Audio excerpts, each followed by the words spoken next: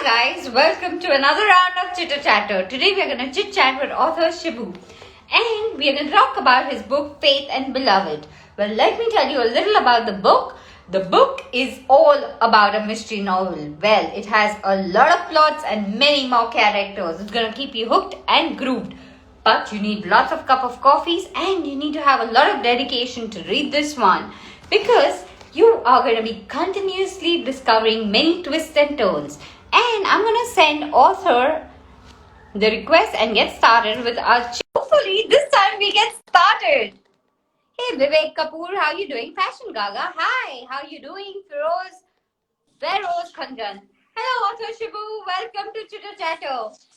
Thank you, Shweta. Thank you. How are you?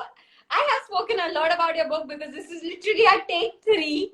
So please can you tell us something about your book to our beautiful viewers who have been patient and have been waiting for this chit chat? Sure. Of course, it's what I call it's a crime thriller, and it's all about value system in life and how much you're willing to stretch yourself for your loved ones or your dear ones. That's what the whole book is about, and that's always the perspective from which it's to be read. So tell me, it has a lot of research.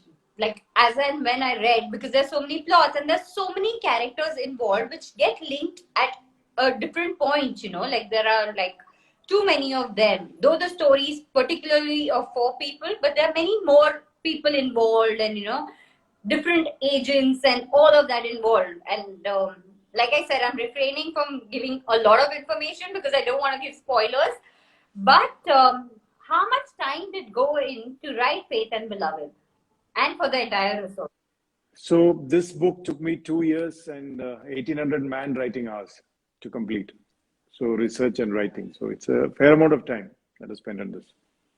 That's a long time. But I have to tell you, before I started reading the book, the moment I love the title, I love the cover, and it does so much justice to the entire story that is, written in this book.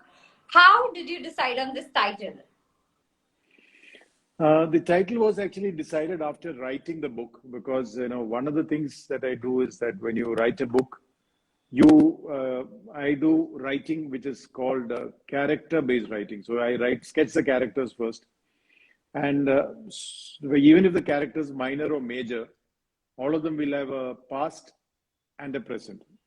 So unlike the Hindi movies where you find only the hero has a past and the villain doesn't, here everyone has got a past and all of them are in shades of gray. And I leave it to the readers to decide the judgment whether who's a hero and who's a villain and what is right and what's wrong, without the author being judgmental. That's one side. The second part is, of course, that when you write the book and when you've completed, it's a book based on the fiercest terror organization that ever existed in the history of the world, which is LTTE. So when they were active, there was no limit to which they could go. And they had developed the cult of suicide terrorism, which was started by them. And they had an army of people who were willing to give up their lives, including a small girl who was, blow up our ex-prime minister. So it's a very fierce organization. So the whole book, if you see, it's about value system and, how different people and value what they think is their value system in life and what they're standing for. Sometimes it's a cause, sometimes because you lost somebody, sometimes because you believe in something. So finally, it's about how value system plays up in your life and at times how you're put to test. Most of us, most of the times, are never put to this kind of tests of your value system. But some of us, at some time, once in a life, maybe a couple of times in a life, you do face these kind of challenges. May not be to this extent, but varying degrees. So after writing the book, that's how this kind of title came naturally to me. I said, okay, this is the title and it conveys what it's supposed to convey. So like I said, there are so many minor characters, there are major characters. Each one has a backstory which gets connected further through the stories. Then there is LTTE, there is ISI, there is IS. Like there's so much. So how was your process when it came to editing it? Because you had your final plot, you knew what you're writing, the story, but I'm sure there was a lot of matter that needed to also edit. And when you're so closely connected, how was the whole editing process after writing? So actually, the one of the things that all the editors ask for is the same question they ask for in advance, on timelines, characters, who is where, what happens. So when you write the book, you have I used to have a kind of whiteboard where I used to say character one, this is the time, this is a place, and where the character one is, important snapshots where he or she is going to be. So you capture there are about 8 or 9, some major and some minor characters who are given details, and it's a thriller. So the events in the life of all those characters you described is linked to the main plot at some point. So it is also in many ways a challenge to the readers. If you see the blueprint of the whole book is there in the first chapter, which you will realize at the end. You will not know it then. So in the first chapter, you're given enough clues, and each of them is, the three people who are chasing it, and they're seeing it from various angles, and how you decipher from what information is available to you, and how as each character goes by. So one of the, let's say the expectation of the readers is that they will read it carefully, because if they do not, after they finish the fourth or fifth chapter, they'll suddenly find that they're not able to correlate. I They're agree. not able to correlate. That was the first thing I said in my introduction, that you need to read this mystery with a lot of dedication and devotion. Yes, I mean, maybe I'm expecting a little too much out of the readers, because it does become, for a discerning reader, okay. But if you just flip through, you'll think that, that many of them have told me also the author is confused. I said, yes, I agree. So which means you have not been able to decipher the plot. So that's, that's one of the challenges when you're doing a thriller book. You give a beginning. So in the beginning itself, you know that there is something which has gone wrong right in the beginning. But after that, you kind of sprinkle the clues along the chapters. So you know that the discerning reader knows, okay, so here is a clue, here is a clue. You can see that to those discerning readers. Then you see how the whole thing is going to get tied up, and where it's going to get tied up, and who is going to, decipher it first, and things like that. So I guess, yes, it is a fair amount of work which you have to give this information to the editor. When then, the editor will always ask you, okay, where is this character? What's the timeline? When was he born? So what is this date? So even though I'm not mentioning the date in the text, but the editor has to know. Then say, okay, so this is right, that is right, all right. So then the time and space calculation. So because the novel is set on a very vast spectrum, so there is geography, there is time, there is space, and there are people. So there was a kind of matrix which I had made, and on the basis of which you keep track, which is very important, very important. And I agree with what you said. It is very important. So also LTTE at this point is something which is like kind of, it's been there, but it's kind of lost its thing, because lately not much is being written on those bases. But your novel has a major backdrop of it. So how did you decide on this point, like this is your major driving point, and wrote your novel? See, one of the things that, I always tell, this was a deliberate effort. As usual, the memory of the public is quite short, and, you tend to forget the events. But LTG for about 3 decades, from about, let's say, sometime in the 80s, early 80s, till beginning of, let's say, the 21st century, about 30 odd years, 2000, till 2007, 8, 35 years. They were very active, and there were so many things that they did, and which had repercussions of the society. So today it may not be LTTE, it may be somebody else. But the whole question is, whatever they did, and they were the ones who started this whole cycle of suicide terrorism as a way of warfare, so which others have caught on and following. So the LTT had close associations with all the other terror organizations in the world. So it's also to kind of enlighten our people to say, this is what happened at that time. LTT is not there, but what they did have not gone away. There are others who will do the same thing to you, worse or maybe better, but to be seen. So this was a kind of way of sensitizing and to people to what happened, in our history, in Indian history in recent times, why things went wrong, why, and what people do when, things go wrong in life. So this is in many ways to, recap, and that's one of the things I do in all my books. It's always a perspective on history, which I believe you should have as readers, and you should not be kind of towing the line for one television channel or a newspaper and not knowing where the truth lies. And truth always is never either with one newspaper or one TV channel. It's always somewhere in between. So it's again one of the ways to sensitize the readers, to get them to understand, okay, so where does the truth lie and what is the perspective on this? So while a novel is fiction, the background is highly real. And So like people should know. of hours and years that you've given, the dedication you had while writing this novel. So tell me, what is the advice that you want to give the writers out there? Because you've written two novels, both have been really highly appreciated. So what's your advice for the new writers out there? I just tell them only, that writing is all about power of observation. So when people read the novel and tell you the characters look, is it copied from somebody? No, it is not. Inspired, yes. But so when the readers feel that the characters are alive, which also means that, okay, you have succeeded in creating a character. So there's a lot of observation of people and observation of events that take place. And there's a phenomenal amount of effort which goes into that to make that observation very realistic as much as you can. So when you write about recent events in the history, whether it is demonetization, whether it is, let's say, the terror attack in Mumbai, or whether it is a little slightly older problem of the ongoing, the never-ending problem of caste and the caste-related issues in the country. And some of the issues, what you say, the issue may be related to people who are caste violence in some village somewhere, but that it takes out, it is taken out in some form against women who have nothing to do with this in Bombay or Delhi, because but then it's a reflection of suppressed, let's say, anger, suppressed emotion. So one of the messages is also about, to say that, it's an issue which we need to address. There is no way of trying to brush it away because it will keep coming. Unfortunately for us, the caste system has not, been very dominant in our cities, in our urban life. But still, the people who come, their problems always spill over. It get carried forward into their life. Some of it knowingly, some of it by design. So that is a perspective on this whole thing. So to the writers, all I say is that always observe and write. India is a country of billion people. There are billion stories out there, not dearth of stories. You have been an award-winning author and you've written a best-selling book, Men and Dreams and Dollar. And then writing your second book. So, was there a pressure to, recreate again as much success while you were writing already? So the first book was actually, it's more of the traditional classical style of writing with a little bit of thriller thrown in. So that was more in the line of, let's say, the Booker Prize writing. And the first book took me 4 years in research.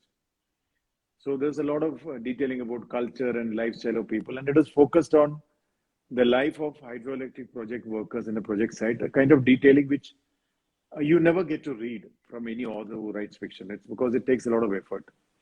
So the first book was a completely different kind. It was, written in that Booker Prize kind of style of writing. Let me put it that way. So that the targeting was in that line. But this is let's say, it's called a crime thriller. It is as a thriller. But what I believe in is that, even when you're reading a thriller or fiction, there is a certain amount of value addition to the readers, which I believe in giving.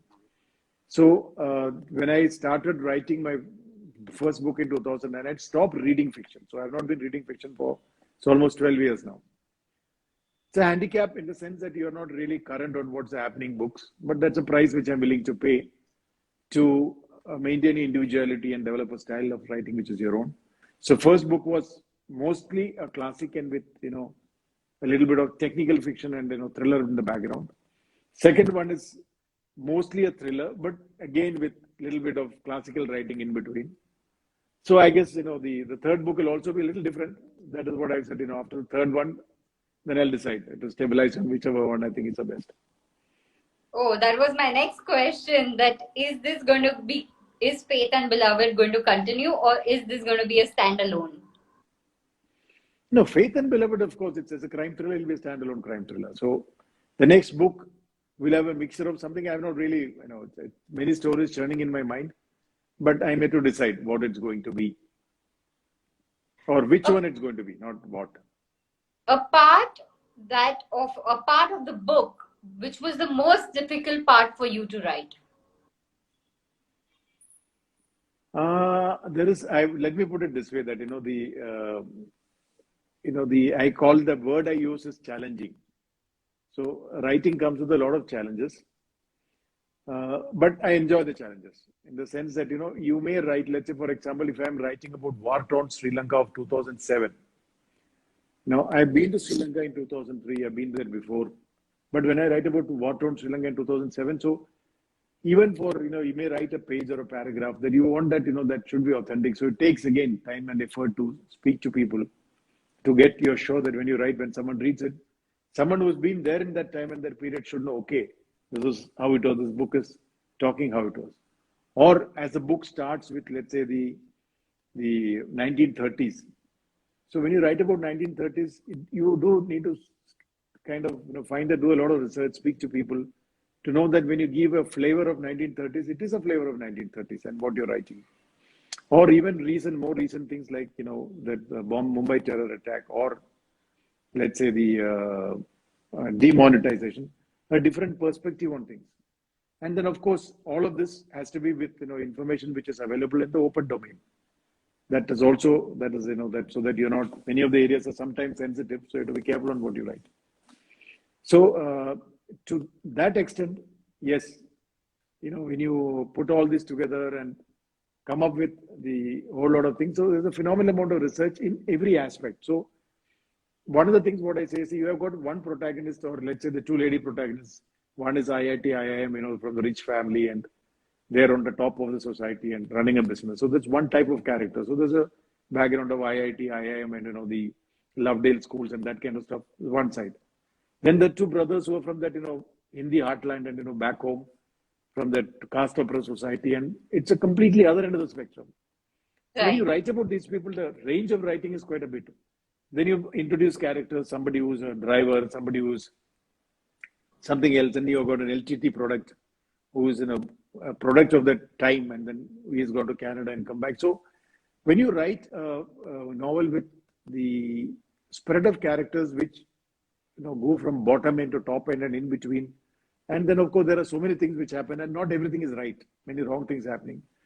So there have been many challenges with each. I would say the challenges were there in actually character sketching of each of those characters.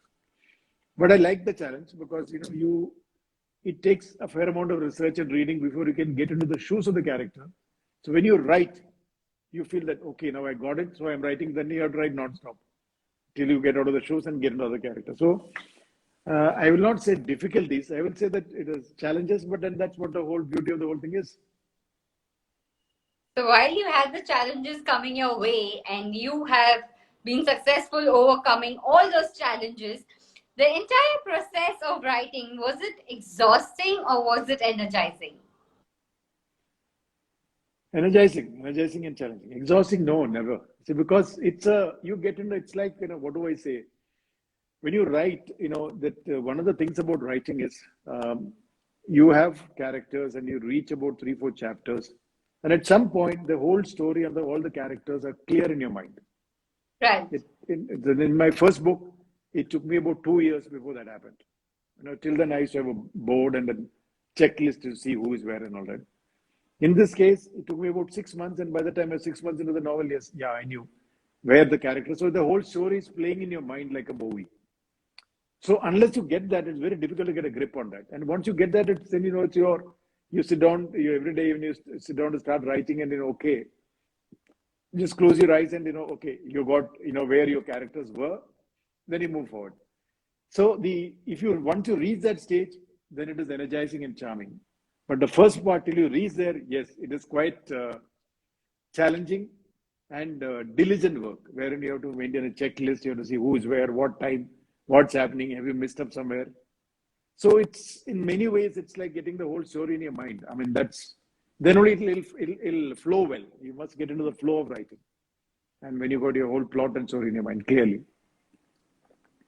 So while I was diligently cruising through your novel, I had my favorite character, Alice. I want to know, who's your favorite character? So, I don't know. I have been asked this question. I said, I have spent as much effort in trying to create each of those characters. All of them are dear to me. So I'll leave it to the readers to decide who they think is, favorite. I have no favorite. If you were biased towards somebody, who would it be? It's an unfair question. There'll be an unfair answer because, I'm just telling you as a writer, each of those characters, there's so much effort and time that you get into. Let's say I'm talking about a small guy who's a driver, come a part-time criminal.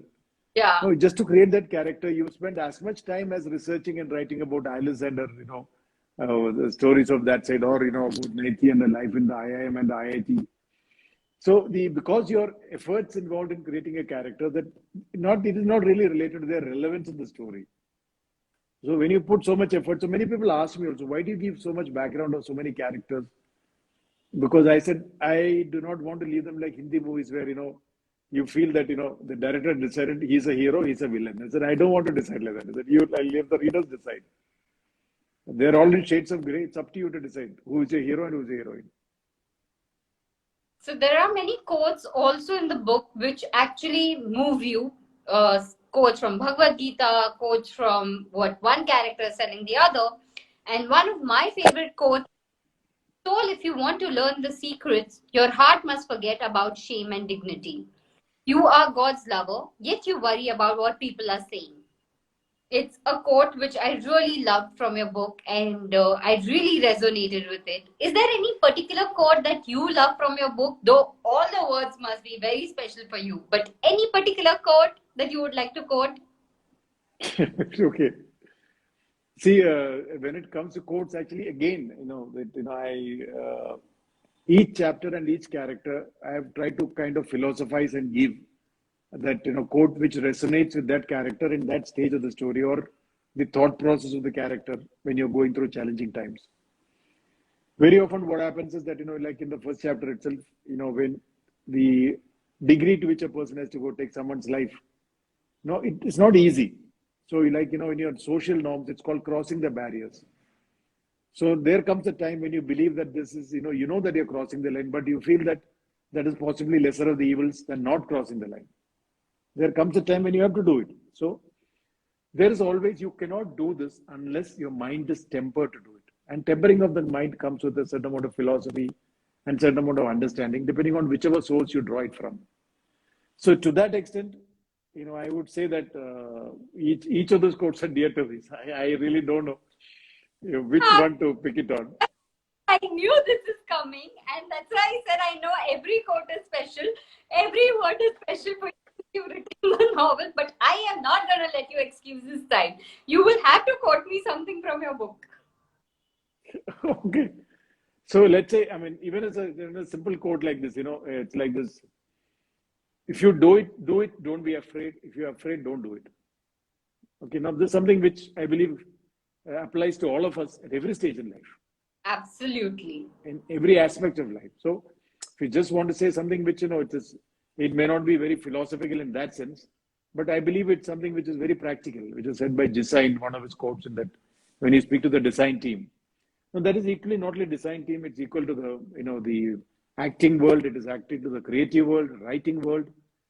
So, because one of the reasons why I said this is, when you write, because many people have told me this, saying that you cross a moral compass in the place. So what I told them is one of the challenges which an author has got is when you create a background and you create a scenario and you get into the shoes of a character and you're writing. Now, and that when you're writing, you have to be clear in your mind and you have to be confident of what you're doing. The two things are required: clarity Correct. and confidence. Once you have these two, then you write. I mean, that time you can't be thinking this is the line of this compass, that is the line. Then your complete writing will be, artificial. So that is, where the editor comes in and, editor says, okay, cut here, cut there, wherever he or she feels that, you're cross the line, they cut you and say, okay, or your biases have come inside.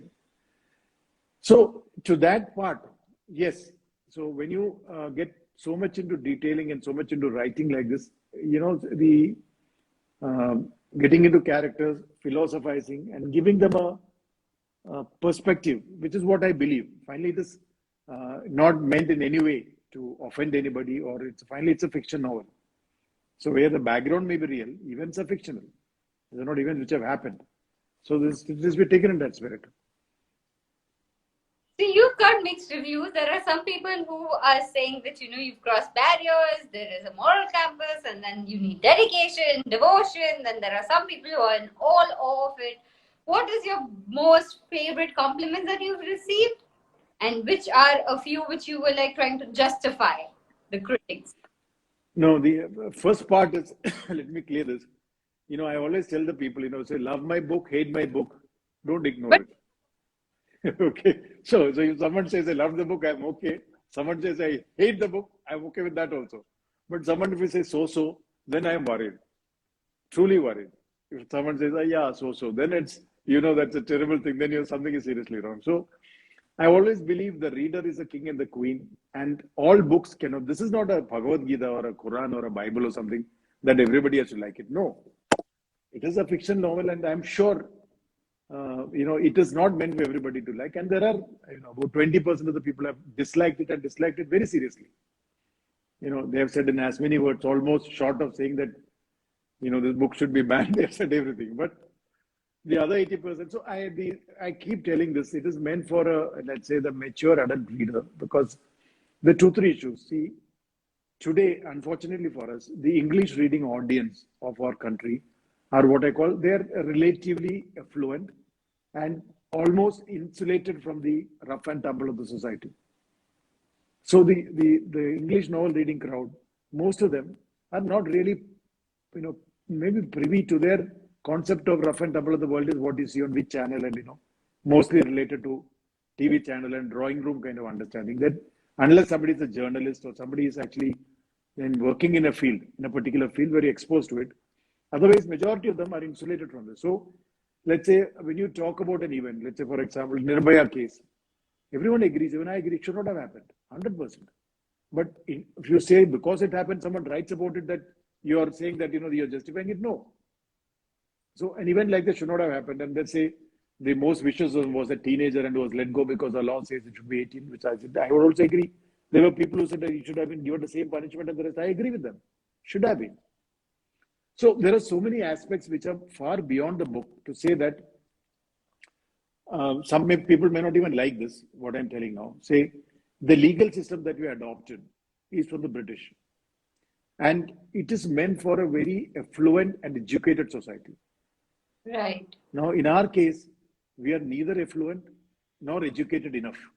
We are not affluent enough nor educated enough. So, the average man of the country is, let's say, 1/10 of what, let's say, an average man of a British citizen is in terms of his lifestyle, in terms of his expectations. So what happens is that if you're in a country where going to jail means getting 3 times meal a day, and that seems to be an attraction, your legal system has its limitations. So in your previous, let's say the system that we have followed, let's say people do not like Khap Panchayats because Khap Panchayats are very brutal, very, very brutal when it comes to the kind of the judgments they give and the punishments they mete out. But then that is also reality. It's only that kind of punishment which keeps the people in check.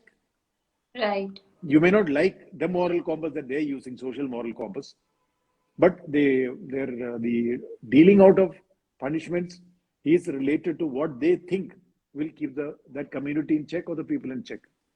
So there is a kind of disconnect between, let's say, what the legal system works for majority of the people, but it may not work for all the people at all the time. So, I mean, these are all larger questions which cannot be answered in a fiction novel, but the idea is to kind of throw up the thought process to get people thinking. So that's why I say, so I am very happy with reviews, both positive and negative. But the only thing I hate is if someone says, yeah, so. Then I feel terrible. Thankfully for me, there have not been many like that. A handful of them, maybe an odd one here, there, but mostly the people have liked it or disliked it. So both are okay with me. So viewers, whether you like it or dislike it, go get your copy of Faith and Beloved, read it, and whether you liked, disliked, please do let authors know. Don't let us know so. We want either a like or a dislike and a genuine review. So when you read it, do DM the author and let him know how you liked it or how you disliked it. The choice is yours. But do get your copy and do read it. Do you have your copy around so that we can take a selfie? Are you asking me? Yes. Do you have your copy around so that we can take a selfie? Is this one? Yes. 1 second. I shall take a selfie right now. Smile, please. Okay. Okay, we have our selfie moment with the author. Now, we're going to play a quick question answer round, which is more like a rapid fire. So, just to know a little more about you as a reader, as a writer. So, are you ready for this rapid fire round? Sure. So, which is the book you're currently reading? I have stopped reading fiction since 2009, so I'm not reading fiction. But But any yes, other I am reading. thing? No, I read technical books at this point, research and background. So if you should know what is a technical book, The Laws of Physics is the latest one which is on my table. I thought I was. The fictional book you last read. The fictional book, White Tiger. A book adaptation that you really liked on the screen. Oh, book adaptation that you write on the screen. The Shashank Redemption. If you had to adapt your book, who are the characters you would love to see on screen playing your characters? I would prefer if they would give fresh faces and not any existing face. Wow, that's a rare thing. Usually I never get the chance. You know, I wish I could highlight this. No, serious. Because I believe this. One of the things that I believe in is that see, this book is written very differently and does not fit into the typical, the let's say the character sketching of our Bollywood or any of the channels existing. So, if at all someday if it is made, I would of course would look for that. The all characters should be fresh faces and not pre-existing ones. What time of the day you love to read? Oh, any time of the day. Reading is like for me anytime. Anytime. Starting from morning till night, reading is kind of part of my life. It's just that I've stopped fiction reading, but I do read. I mean, like without reading, you cannot survive. Writing is your lifeline. What time of the day you like to write? Normally, in the towards the evenings, normally 7 to 10 is a preferred time. What is your favorite snack while reading? Sorry, while reading or writing? While reading.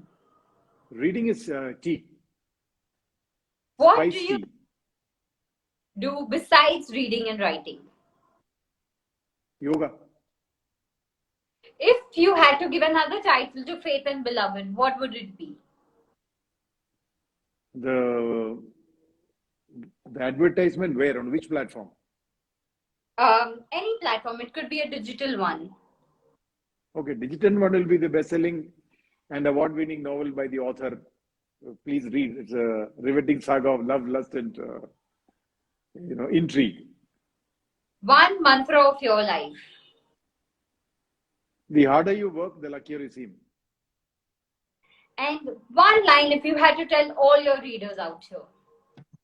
Sorry, please repeat that. If you had to tell all your readers out here a message, what would it be? Please take a time out and read. And how was it, Chitter Chatter with Shweta Rohira? Thank you so much. It's great. Thank you, author, for your time and for the chit chat. It was lovely having you here, and we are looking forward for many more books from you. And wish you happy reading and happy writing. Thank you so much, Shweta, and thank you all the readers who are watching this. Thank you so much. Guys, we are signing out. Thank you for your time on Chitter Chatter. In case you missed any of the chat, our Chitter Chatter is going to be on IGTV, so you can watch it. You can also tag your friends to watch it. And if you have not read the book, then you know what to do right now. Go online and grab your copy of Faith and Beloved. Thank you, everyone.